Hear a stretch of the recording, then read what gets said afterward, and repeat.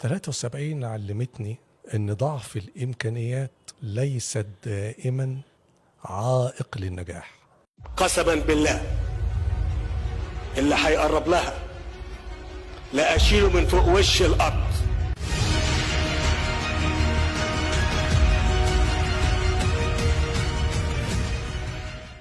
أهلا وسهلا بحضراتكم في حلقة جديدة من برنامج أمن قومي. معنا النهاردة بطل غير عادي وغير تقليدي. معنا أحد أبطال حرب أكتوبر، أحد أبطال الضربة الجوية المصرية في حرب أكتوبر التي مهدت للنصر أكتوبر العظيم. معنا اللواء طيار دكتور حسن محمد حسن. أهلا وسهلا بحضرتك وشرفتنا النهاردة يا فندم. أهلا بيك وبحضرتك ومستمعينك وجريدة الجمهورية. الضربة الجوية ما زلنا حتى الآن رغم ما قيل عنها ورغم الأحاديث التي تم إجراءها مع قادة القوات الجوية والطيارين اللي نفذوا أعمال بطولية في أكتوبر، لكن ما زال هناك بعض الأعمال البطولية اللي عايزين من حضرتك تشرح لنا في ملخص كده إيه هي الضربة الجوية وإزاي تم الاستعداد ليها وإيه اللي تم فيها وما بعد الضربة الجوية. مفيش شك إن 6 أكتوبر كانت ملحمة تاريخية في تاريخنا الحديث المعاصر. تمام. مفيش شك إن 67 كان لها تأثير قوي جدا على هذا الجيل، بل على الشعب المصري بأجمعه، لكن لم نفقد الإرادة، لا شعب ولا جيش. أتذكر كلمة لأستاذ استراتيجية ألماني اسمه كلوزوفيتس، قال إن الهدف دايما مش أجساد الجنود، الهدف روح وقلب القادة والشعب. لذلك أنا بركز على إن إحنا ما فقدناش الإرادة، بل بالعكس الإرادة القوية دي هي كانت الحافز لينا لصناعة النصر. أتذكر سنة 70 قادة الجيش قدموا تقرير لجمال عبد الناصر، أظهروا بعض المشاكل اللي موجودة في القوات الجوية، أعداد الطيارين وأنواع الطائرات، لأن تسليحنا كله دفاعي. الفرق بين الدفاع والهجوم أقدر أقولها ببساطة للمستمع: اليد الطولة. الهجوم دايما بيبقى أبعد مدى تستطيع أن تصل له بالطائرات، فاحنا كان سلاحنا دفاعي، وأكتر من كده كمان نقص في أعداد الطيارين. فكانت أسباب الهزيمة التي ظهرت بالدراسة هي اللي أصبحت أساسيات في العمل داخل القوات الجوية. فعلشان نزود عدد الطيارين، الكلية الجوية قامت بجهد قوي جدا خلال فترة بسيطة للإعداد، ودي حقيقة أذكرها. استعنا بالاتحاد السوفيتي وأرسلنا مجموعة كبيرة من الطيارين.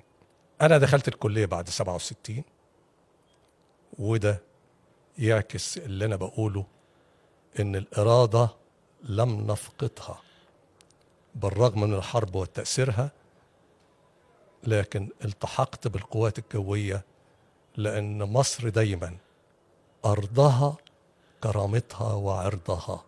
ذهبت للاتحاد السوفيتي لاستكمال دراستي. أنا طرت طيارتين في مصر، وبعد كده رحت كملت في الاتحاد السوفيتي. طرت طيارة تدريب أساسي نفاثة اسمها إل-29، وبعد كده طرت تدريب على الطائرة السخوي. أقدر أن أذكر بكل ثقة إحنا استفدنا هذه الفترة كعلم قوي جدا ودراسة نظرية للطائرة وأساسيات علوم الطيران بقوة، ولكن لم تكن التدريب القتالي بالكيفية التي استخدمت للتأسيس. لما رجعنا مصر فكان أساتذتنا خاضوا حرب الاستنزاف وتعلموا من الحرب، ونهلنا منهم التدريب القتالي. أنا كنت على الطيارة السخوي سنة 72. الطلب، والطيارة السخوي دي خليني أذكر إنها طيارة مقاتلات قصفة. في هذا الوقت كان هناك طائرات مقاتلة وهي الميج 21، وهي تستخدم في الدفاع الجوي والاشتباك مع أي طائرات معادية. والمقاتلات القصفة دورها معاونة الجيوش وضرب الأهداف الأرضية التي تحتاجها الجيوش. فالطائرة السخوي طائرة مقاتلة قصفة، وفي هذا الوقت طلب مجموعة من السخوي أن يتم ترشيحها للعمل كأول لواء مقاتلات قصفة من 21. نستخدم 21 مقاتلة قصفة، بمعنى أنه بدل ما السخوي تطلع تضرب أهداف أرضية وتحميها طائرات المقاتلة، تستطيع الطائرة 21 أن تقوم بنفس المهمة وتحمي نفسها. فكان إن أنا رحت الميج 21، واللواء ده تكون، كان قائد اللواء عقيد طيار تحسين صيمة. تحسين صيمة طيار أردني أيام جمال عبد الناصر والقومية العربية ودورها المتنامي في هذا الوقت. في 2 طيارين سابوا الأردن بطياراتهم الهوكر هانتر وجم مصر وطلبوا اللجوء السياسي، رحبت بهم القوات الجوية وأصبحوا من أبناء القوات الجوية. كان نصيبنا قبل الحرب إن احنا نتمركز في مطار أبو حماد، وكان نصيب السرب، إذا سمحت لي عشان أتكلم على الضربة الجوية، أنا هنتقل في كلامي من تحدث الاستراتيجي لتحدث تكتيكي، أو بمعنى أصح إن أنا ألجأ لبعض الأحيان إن أنا أشرح بعين الدودة التي تركز بشدة في مساحة صغيرة، وبعض الأحيان عين الصقر لأكبر المساحة من المشهد ولكن ينقصها بعض الرتوش. فسأتجول من حين لآخر بين الاثنين حتى يستطيع المشاهد أن يتفهم الموقف. كان استعدادنا للحرب في التدريب على خطة العمليات لدرجة إن قبل الحرب بأسبوع كان في مشروع تدريبي تعبوي مقصود علشان يكون من ضمن خطة الخداع الاستراتيجي في تجهيزاتنا. على مستوى سربنا احنا علمنا بالحرب يوم 5 أكتوبر ليلا. احنا السرب لقينا فيه بعض الإجراءات اللي احنا بخبرتنا عرفنا ان الإجراءات دي ما بتحصلش إلا لما يكون في عمليات. السرب كان ضباطه متقسمة، كل واحد بياخد تخصص. أنا كان تخصصي استطلاع، أحضر وثائق الأهداف اللي موجودة في إسرائيل، وعندنا أهداف متصورة ووثائق. يجب أن بعد ما نحط التشكيلات والأهداف تتحدد، كل واحد يبتدي ياخد الصور الجوية ويدرس الهدف بتاعه قبل الضرب. الساعة 8:30 عرفنا من قائد اللواء ان احنا هنحارب ومنتظرين ساعة الصفر. جت طيارة الساعة 12 الظهرية تحمل مظروف سري وفي التعليمات هنضرب ايه. كان نصيبي انا من ضمن تشكيل 8 طائرات هنضرب تبة أم خشيب. تبة أم خشيب دي على بعد حوالي 100 كيلو شرق القناة، ودي تبة مرتفعة حوالي 800 متر، وفيها مركز قيادة وإرسال وشوشرة حرب إلكترونية. خليني بقى أنتقل استراتيجيا. أنا من وجهة نظري إن في 2 مركز قيادة كانوا في منتهى الأهمية ولهم دور كبير جدا في ضربهم. مركز القيادة الرئيسي أم مرجم وضربته التيو 16، ومركز الإرسال والشوشرة وكان من نصيب السرب 82 في ضرب أم خشيب. مفيش شك أنا هوصف شعوري الإنساني وزملائي اللي طلعنا يوم 6 أكتوبر. زي ما قلت لحضرتك ان 8 طيارات هيضربوا مخشيب، و4 طيارات تانيين هيضربوا موقع هوك الميليز عشان يستطيع ده موقع الهوك ده دفاع جوي، صواريخ. علشان يستطيع الطيارات السخوي تضرب بعدينا مطار الميليز. و4 طائرات أخرى مدفع 175 ملي، وهو مدفع بعيد المدى بقوة تدميرية عالية. أنا شعوري وأنا واقف على الممر للإقلاع فقط كنت قلقان جدا لا يكون ده تدريب وإن احنا هنرجع تاني. من كثرة فده التدريبات السابقة. يوصف لحضرتك مدى الخداع الاستراتيجي القوي اللي نجحت فيه مصر. صحيح. لغاية آخر لحظة إحساسنا أنا قلقان إن الطيران هو ده مصدر قلقي فقط. عايزين تحاربوا، بالظبط منتظرين اللحظة دي. بالظبط. أول ما عديت القناة ولقينا الجنود بتشاور لنا، وطبعا بنعدي كلنا على ارتفاع واطي. عظمة التخطيط إن إحنا بنعدي طالعين من مطارات مختلفة 220 طيارة، وبنعدي كلنا من القناة في وقت واحد للإرباك. وبعد كده كل تشكيل بيروح هدفه، وبقدر الإمكان وبدقة متناهية، إن بردك المفروض إن احنا نضرب الأهداف في وقت واحد للإرباك. أول ما شفت التبة وارتفعنا عن التبة علشان نضربها بالقنابل، فشفت منظر لن أستطيع أن أصفه إلا إن أنا أقدر أقول إنه منظر الأرايل والهوائيات المتواجدة أشبه بأفلام بتاعت زمان الخيال العلمي. كمية هوائيات وأرايل كبيرة جدا. استطعنا تدمير الهدف، وما اشتغلش الموقع ده بعد كده.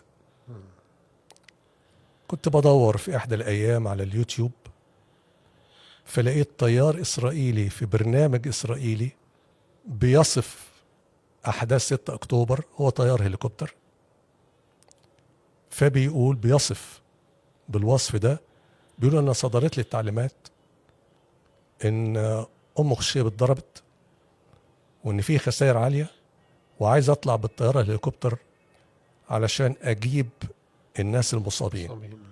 الطيارين بتوعي كانوا ضعاف الخبرة، فما قدروش ينزلوا، لأن أنا عارف تبة أم خشيب فيها أرايل كتير جدا وصعبة، ومادام في حرايق ودخان فيصعب على الطيارة الهليكوبتر إنها تنزل عشان تحمل الجنود. فأنا طلعت بنفسي قائد السرب عشان أنفذ المهمة. هو بيصف بيقول كانت أصعب مهمة في حياتي، لأن دخان كتير جدا وأرايل كتير جدا، وأنا بصعوبة شديدة ما قدرتش أنزل إلا على المصابين اللي شاوروا لي عشان أبقى متأكد أنهم لسه عايشين. وفي اليوم ده عدد اللي قدرت ألمهم بصعوبة شديدة 69 واحد. ده دول المصابين. خليني أنا دايما أقول التاريخ بيحتاج ل3 حاجات: التوثيق، صح، وشهادة الخبراء، وشاهد عيان. صحيح. فما فيش أكتر من كده توثيق شهادة من نجاح الضربة الجوية. كل حاجة ليها هدف. هدف الضربة الجوية كان إن العبور يتم من غير تدخل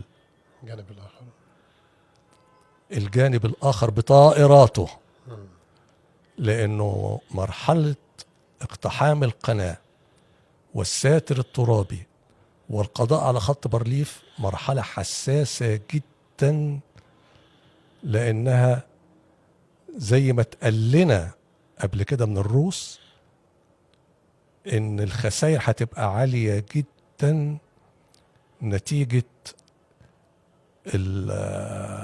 تم الامور. نتيجة الأوضاع على الأرض التي تمكن العدو من أنه يجابه أي اقتحام بسهولة، لأنك أنت في منع مائي، في ساتر ترابي 30 كيلو، وبعد كده في مواقع حصينة، وبعد كده برضك في موقع آخر بعد 8 كيلو حصين. خليني أجمل الحدث. مذكرات الجمصي قال إن الساعة 5:30 الظهرية كان في 33 ألف مقاتل وصلوا الجبهة الشرقية من القناة. 7 أكتوبر الصبح خسائرنا كانت 5 طائرات و20 دبابة و280 شهيد، بالمقابل مقابلهم 25 طائرة إسرائيلية وال20 دبابة مقابلهم 120 دبابة. أعتقد أن البانوراما دي كافية جدا طبعا تشوف ايه اللي حصل يومها. اللي حصل في 6 طب أكتوبر. احنا الضربة الجوية حضرتك اتكلمت عنها، ما حدث بعد الضربة الجوية حاجات كتير جدا. نتمنى حضرتك تشرح لنا خاصة الاشتباكات الجوية كانت بتتم ازاي، الإقلاع وصد الضربات. وأنا أعرف أن يوم 8 أكتوبر كان في هجمة شديدة على قاعة المنصورة، والحمد لله تم صدها. وتم في يوم 14 أكتوبر اللي بتحتفل فيه به القوات الجوية كل عام، اتخذته عيدا لها، تم أكبر معركة جوية في التاريخ واستمرت 53 دقيقة. عايزين نعرف من حضرتك بعض التفاصيل عن هذه المعركة، وازاي تمت المواجهة، وازاي كانت بتتم الاشتباكات الجوية، وكانت احاديثكم مع بعض وانتم طايرين في الجو. ادينا حضرتك نبذة عنها، الشباب يعرف كان ايه اللي حاصل يومها يعني. حضرتك طلبت مني الأول أن أعرض بسرعة الأيام المتتالية، وبعدين دور المقاتلات، وبعدين 14 أكتوبر. تمام. الأيام المتتالية كانت ببساطة بالنسبة للدفاع الجوي. طائرات المقاتلات الميج 21 كانت متمركزة هبص كده من الشمال للجنوب، متمركزة في مطار المنصورة، مقاتلات منصورة، جناكليز، طنطا، أبو حماد، أنشاص. صحيح في بعض وسائل الإعلام بيقولوا المنصورة ما بيذكروش طنطا لسبب بسيط، إن لواء المقاتلات المنصورة 3 أسراب، فكان في هذا الوقت 2 في المنصورة و1 في طنطا. ايوه عشان كده المنصورة استحوذت على بالظبط. ده كان خط الدفاع الأساسي، وكان ببساطة المقاتلات ليها حالات استعداد، وأثناء الحروب ليها حالة قصوى وهي البقاء في الجو، يعاونها حالة أخرى أنا موجود في الطيارة وجاهز للإقلاع في خلال 3 دقائق، وفي حالة أخرى جاهز للإقلاع في 5 دقائق. دي الأوضاع الاستعداد للمقاتلات. ففي حالة طايرة على طول، وبنسميها مناطق احتلال المظلات، ده المسمى العسكري. وطبعا أي عمليات عدائية من الجانب الآخر فبتبتدي تتصدى لها المقاتلات وبيحصل الاشتباك. ألوية المقاتلات القصفة واجبها بتاخد طلبات من قيادة الجيش للمعاونة، فبيفهم بالضبط الطلب. إذا كان هضرب مثلا تجمعات دبابات، موقع حصين، مشاة، لأنه كل هدف أنا بدرسه وباخد التحميل المناسب له من الذخائر عشان أضربها. وبرضك بتفهم الموقف العدائيات اللي موجود بالظبط ايه، علشان وقواتي فين والقوات اللي انا هضربها فين بالظبط.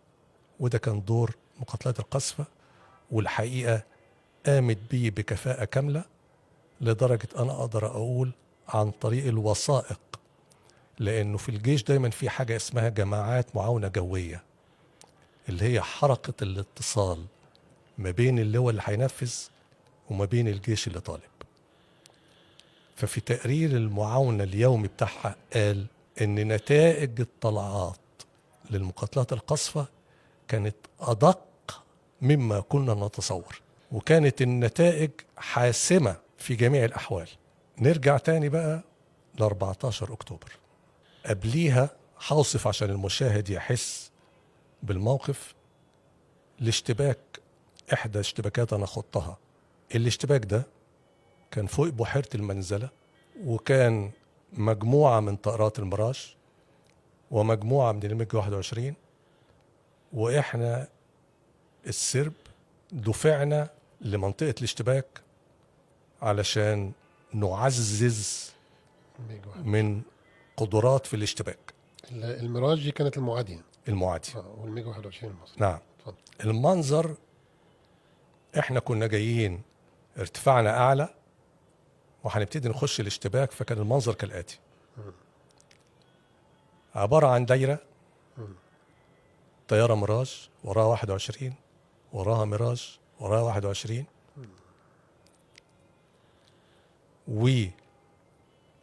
وطيارة بتنفجر، وانفجار الطيارة بيفقدها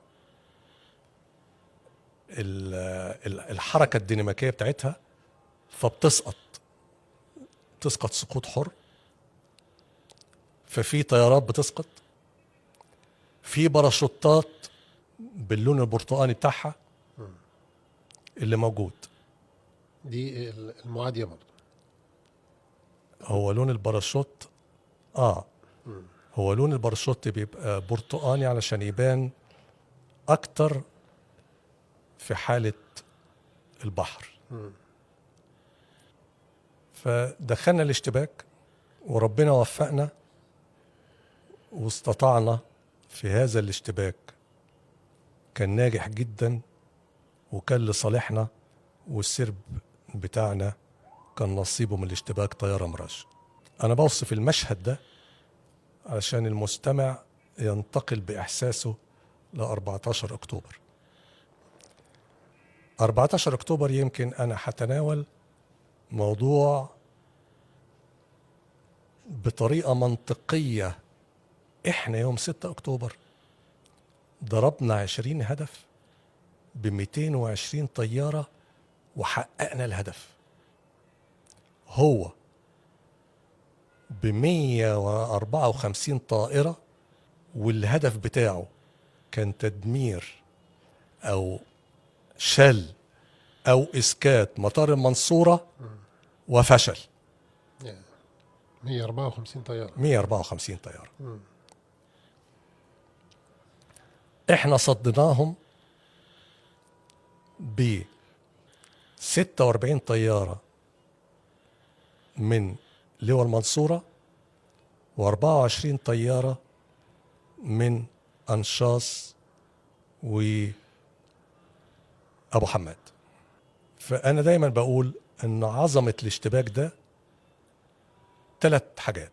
1، أن المخطط أول ما شاف 20 طيارة ظهروا كأهداف جايين من الشمال من عند البحر، فهو كان في تخطيطه أن الحالة الأولى من المنصورة هتطلع وتشتبك معاه، فيستطيع القوة الضربة تخش من الشرق وتضرب المنصورة وما يبقاش فيه.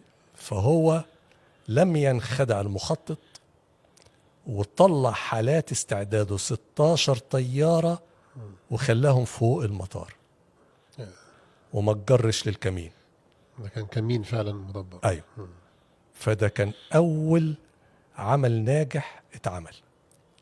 نمرة 2، إن القوات الجوية استخدمت بحرية كاملة طائراتها المقاتلة مع الدفاع الجوي المصري في آن واحد، ودي عملية في منتهى الصعوبة. صعوبة التنسيق بينهم طبعا. التنسيق في منتهى الصعوبة. فالحقيقة كان خط الدفاع، لو قلنا انه لو تخيلت الموقف مطار المنصورة في نص دايرة، في النص دايرة من الشرق، فيبقى قطاع الصواريخ كله بكثافاته ومشتملاته كلها موجودة، خط دفاع موجود. فلو قلنا ان الطائرات الإسرائيلية هتخش، هيتصدى ليها الويف الأولاني اللي هو طائرات المعاونة اللي هو احنا أبو حماد وأنشاص. فكان الموجه الجوي وجهنا للطيارات قبل ما تخش خط الدفاع بتاع الدفاع الجوي. فيبقى احنا مرحلة أولى اشتبكنا مع الطيارات دي، أيوة. واللي نفد مننا راح للدفاع الجوي، منهم واللي نفد منه راح للطائرات اللي فوق المنصور. في 3 خطوط دفاعية. 3 خطوط دفاعية. تمام. احنا برضو عايزين حضرتك تقول لنا، معلش انت قلت اسقطوا طائرة ميراج، ودي مش سهلة لما ميج 21 بامكانياتها المتواضعة تسقط طائرة ميراج وهي كانت الاحدث في وقتها. حضرتك برضو تشير لنا الى اختلاف الامكانيات رغم ضعف الامكانيات الطائرات بتاعتنا وارتفاع امكانيات الطائرات المعادية، لكن تمكنت طائراتنا بكفاءة طيارينا طبعا من تنفيذ هذه المهام باسقاط الطائرات الحديثة. 73 علمتني ان ضعف الامكانيات ليست دائما عائق للنجاح، ولكنها وسيلة للابتكار او حافز للابتكار والابداع.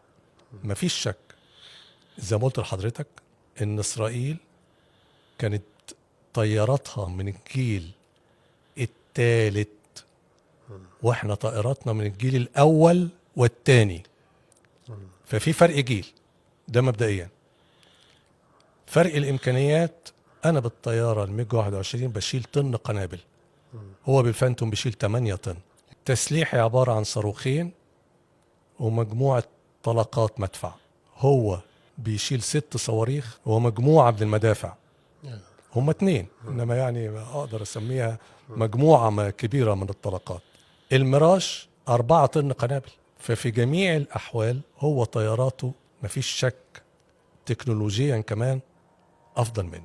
أنا أعرف برضو حضرتك إن الميج 21 كان بيعتمد على التوجيه الأرضي، في حين الميراج أو الفانتوم كان بيعتمد على توجيه راداري من الطيارة نفسها، ممكن يكتشف حضرتك على بعد 30 كيلو قبل ما تشوفه يعني. بالظبط. إمكانيات تكنولوجية. إمكانيات تكنولوجية. إمكانيات تكنولوجية. طيب إحنا بقى درسنا الطيارات دي زي طبيعة الأشياء، يا حاجة في الدنيا كل حاجة ليها ميزة وعيب. فدرسنا مميزات السلاح بقوة وعيوبه علشان أقدر أشتغل أبعد عن مميزاته وأستغل عيوبه. طيب الآلة اللي معايا بقى عملت فيها إيه؟ إحنا استخدمنا الميج 21 بأداءات لم تستخدم من صانعها من قبل. زي إيه بقى حضرتك؟ زي الطيران والتحكم في الطائرة بسرعة منخفضة. الميج 21 بالكتاب بتاعها السرعة ما تنزلش عن 400، لكن احنا عملنا احتكاك خارجي وطورناه واستطعنا ان احنا نتحكم بالطائرة بسرعات منخفضة للغاية. أنا عرفت إن في بعض الطائرين وصلوا بسرعة الطائرة إلى السرعة 0 والتحكم فيها. التحكم فيها بالظبط. ده ضد نظرية الطيران الخاصة بالطائرة نفسها، بالطائرة نفسها مصنعيها يعني. بالظبط كده. أقدر أقول بكل ثقة إن الميج 21 كانت هي العصب الأساسي اللي خلتني في كل اشتباكاتي أضرب الطائرات الإسرائيلية ولم تستطع أي طائرة إصابتي. فقط التدريب على الطائرة والإيمان بالسلاح ودراسة عميقة للعدو. تمام.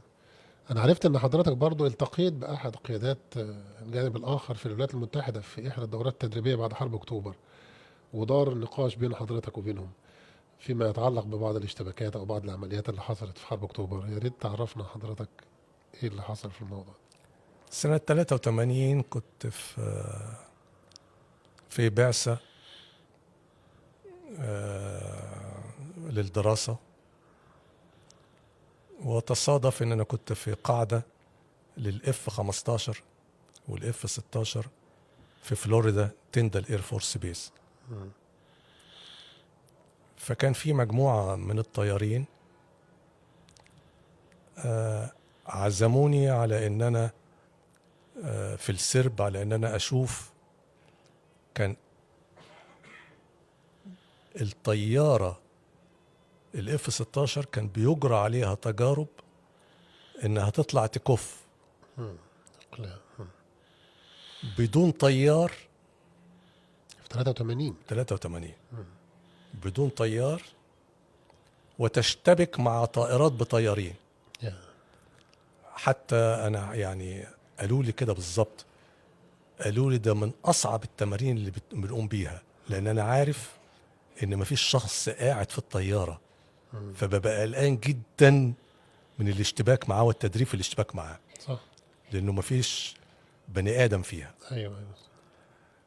خليني برضك الشيء بالشيء يذكر، زي ما حضرتك استغربت 83. امريكا حاليا بتشتغل على نظام اسمه اكس 62 فيزيتا عشان تخرج 1000 طيارة اف 16 بدون طيار كمان سنتين. يا 1000 طيارة. ده التطور. فكانت التجارب من 83. فبعد ما اتفرجت على التمرين ده، حصل نقاش بيننا وبين بعض. والحقيقة بردك الطيارين اللي كانوا موجودين كان عندهم خبرة الحرب الأرجنتين، وبردك استعرضنا زي ما حضرتك تفضلت كده أداء الميج 21 مع بإيد المصريين مع الطائرات الغربية.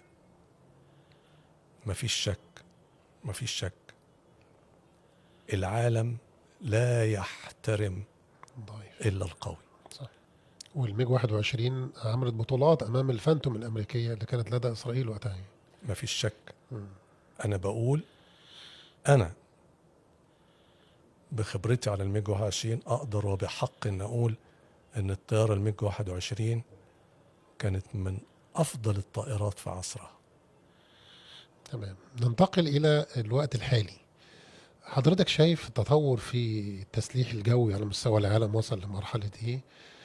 ظهر من سنوات قليله حرب المسيرات اللي بقت ليها سيطره كامله، ودي ظهرت في حرب روسيا واوكرانيا، وتعامل بعض الجوانب في بعض الحروب اللي في المنطقه المحيطه بينا. يعني حضرتك شايف حرب المسيرات رايحه لفين؟ هل هي تبقى لها السيطره في المستقبل وتختفي الطائرات بطيارين، أم سيتم الاعتماد زي ما حضرتك تفضلت، الاعتماد على الطائرات بدون طيار، الطائرات المقاتلة زي الاف 16، ولا احنا رايحين على فين في التسليح الجوي؟ مفيش شك الحرب الروسية الأوكرانية كانت ميدان للتجارب والتطور التكنولوجي. ومفيش شك، خليني برضك أذكر كلوزوفيتس قال إن الحروب بتعكس العصر، هو يقصد العصر التكنولوجي. ايوه تمام. العصر والتقدم اللي بيعيشه العالم. خليني برضك في دروس مهمة جدا في الحرب الروسية الأوكرانية. خلينا ننتقل برضك في دروس أخرى للحرب الباكستانية الهندية. تمام. وما فيش شك برضك دروس أخرى للحرب الإيرانية الإسرائيلية. صحيح.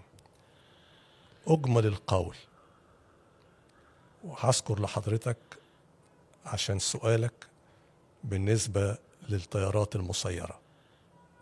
في بداية حرب روسيا سنة 23 استخدموا الروس البيرقدار المسيرة التركية.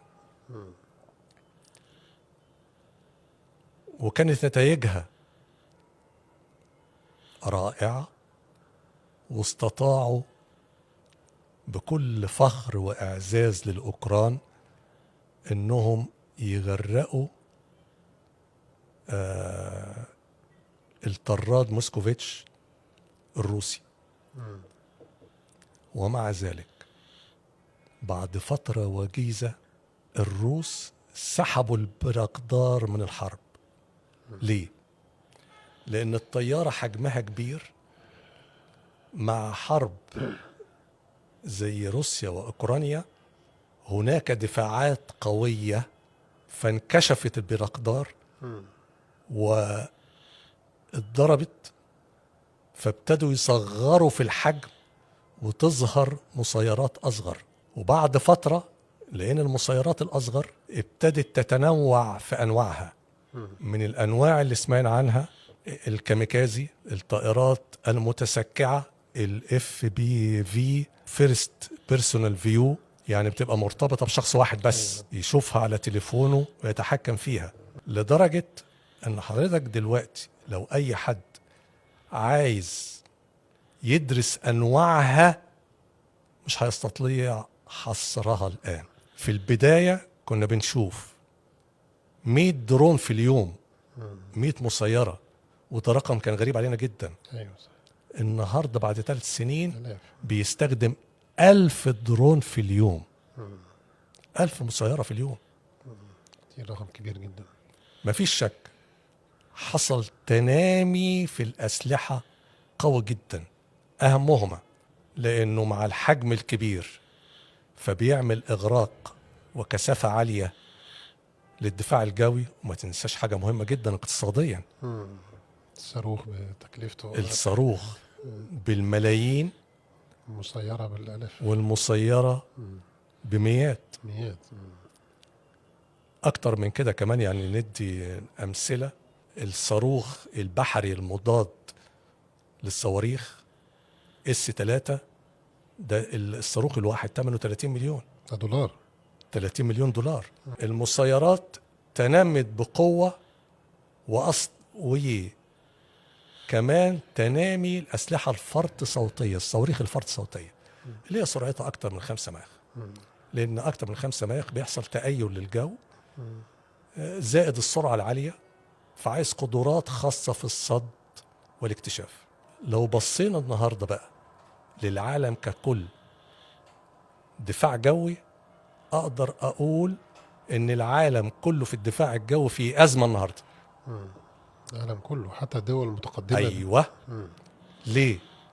لأنه زي ما بيتقال الدفاع الجوي متعدد الطبقات، يعني عندك المفروض يكون عندك على ارتفاع واطي وارتفاع متوسط وارتفاع عالي.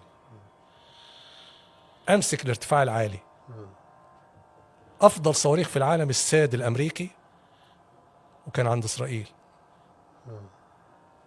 ومع ذلك 19 نسبة الصد كانت من 40 ل 60%. فالنهاردة العالم كله في الدفاع الجوي، لأنك أنت لما تعمل إغراق للمسيرات 1000 مسيرة مش هتقدر تصدهم كلهم. فهو هيصدهم بكام؟ صح. وقد إيه؟ تكلفة قد ايه وكده. دي يعني النهاردة مثلا بنتكلم على أن أمريكا أوكرانيا محتاجة دفاع جوي ويمدها بالدفاع الجوي، لكن بردك في مشكلة أخرى ابتدت تصار، المعادن النادرة. ايوه. المعادن النادرة النهاردة زي السماريوم وزي الجاليوم، فكلها والمغناطيسيات، فكلها بتخش في الصناعات العسكرية، فبقى في رفع شورتج التكلفة. قوي جدا كمان في المعادن النادرة، انه يقدر يعمل حجم انتاج كبير بالنسبة للصواريخ والمضادات. فعشان كده بقول بكل قوة العالم النهاردة في أزمة في الدفاع الجوي كله. طب اجي تاني بقى، اتفضل. التكنولوجيا أظهرت كمان أهمية المقذوف. النهاردة العالم بيتكلم النهاردة وبيشتغل على المرحلة الأخيرة، يعني حتى الصواريخ الفرط صوتية العالم كله بيتكلم على المرحلة الأخيرة. تبص تلاقي زي روسيا لما طلعت، كان عندها الكنجال فطلعت أوروشنيك، تعديلات عشان يحسن الجزء الأخير من المقذوف. شفناه برضك بالرغم إن الهند منصتها زي طائراتها أقوى تكنولوجيا جدا من باكستان، ومع ذلك المقذوف كان هنا له دور كبير جدا. صحيح. فالتكنولوجيا النهاردة اللي هو التكنولوجيا بمعنى تطبيق العلم النهاردة بقى له دور فعال جدا جدا جدا في الحروب وتأثيراتها، وهنشوفه في الفترة القادمة. أمس كانت الحروب طيارة ضد طيارة، صحيح. اليوم الحروب عبارة عن منظومات. غدا بيتكلموا عن هيبقى فيه منظومة مدمجة عبارة عن، أقدر أسميه منظومة جوية إدراكية ذكية. AI. مدموج فيها طائرات الجيل السادس، وهي بالمناسبة طائرة بطيار ومعها مجموعة من المسيرات. زي الصين وروسيا ما عملت. مجموعة من المسيرات محمولة جوا وتطلق في الوقت اللي يحدده. وهو يبقى الطيار هنا دوره يقود هذه المجموعة ويدي تعليمات بقى. فهيبقى عبارة عن دمج المنظومات كلها، منظومة الكوميونيكيشن الاتصالات، منظومة المعلومات سواء جاية بقى من منصات مختلفة. منظومة المعلومة دي جاية لك من مسيرة، أيوة. أو جاية لك من طيار. ساتلايت، أقمار صناعية، أو جاية من أواكس. فكلها بتصب كلها في مجموعة كلها من الاتصالات والمعلومات والأسلحة الذكية والموجهة بدقة. كل ده في منظومة، وكمان مع التأمين الشامل ضد الحرب السبرانية باستخدام الكوانتم اللي هو ميكانيكا الكم. احنا في الكمبيوتر كنا بنتكلم على الزيرو والون، هو اللي بيكون الكمبيوتر. النهاردة بنتكلم على ميكانيكا الكم، طول الموجة وسرعة الجسيمات. والكوانتم أو ميكانيكا الكم ميزتها لا تستطيع انك انت تخترقها او تعمل لها هاكينج، وبالعكس تستطيع باستخدامها انك تعمل هاكينج لآخرين. الاتحاد الأوروبي خد قرار انه يجب انه تأمين كل معداته بميكانيكا الكم. مفيش شك ان العصر القادم قائم على العلم والتكنولوجيا. شكرا جدا لحضرتك، وشرفتنا ومتعتنا بكلام حضرتك وذكرياتك الجميلة عن حرب أكتوبر اللي بنحتفل بيها هذه الأيام، وعيد القوات الجوية اللي بنحتفل بيه أيضا النهاردة. بنشكر حضرتك على هذا اللقاء الممتع، ونتمنى نلتقي بحضرتك في مناسبات أخرى قادمة بإذن الله. أنا اللي شاكر جدا على إتاحة الفرصة دي، وأنا سعيد. وخليني أنهي كلمتي بمقولة مهمة جدا. حرب أكتوبر لا زالت دروسها قائمة، ويجب أن لا ننسى أن الإرادة هي معيار استقرارنا وإيماننا ببلدنا، إيماننا بعلمائنا، إيماننا بقوتنا. هي السبيل الوحيد في عصر لا يحترم إلا القوي، ونحن دائما نسعى إلى الردع وهي عقيدة سوف تظل دائما نبراسا لنا. شكرا جدا لحضرتك يا فندم، وكل سنة وحضرتك طيب، وقواتنا المسلحة ومصر الغالية بكل خير. أنا اللي شاكر جدا، وانتم كل سنة وانتم طيبين. طيب يا فندم.